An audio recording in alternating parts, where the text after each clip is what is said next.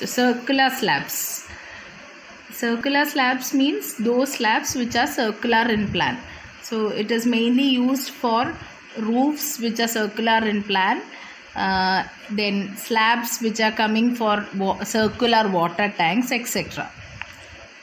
The basic difference between the circular slabs and rectangular slabs is that in the case of rectangular slab, the bending will be taking place in mutually perpendicular direction.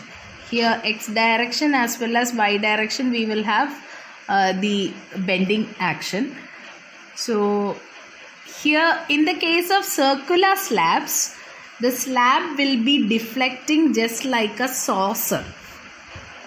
We have a saucer type of action, and we will have radial and circumferential stresses. The stresses developed will be radial stresses and circumferential stresses. Here this part is the convex surface of the slab, and this part will be the concave surface of the slab.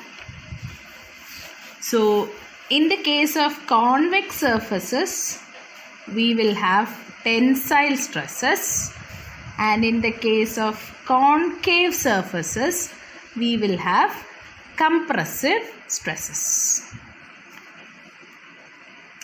Okay, so for these two stresses, radial and circumferential stresses, we will have to provide reinforcement. Reinforcement will be provided for radial stresses and circumferential stresses.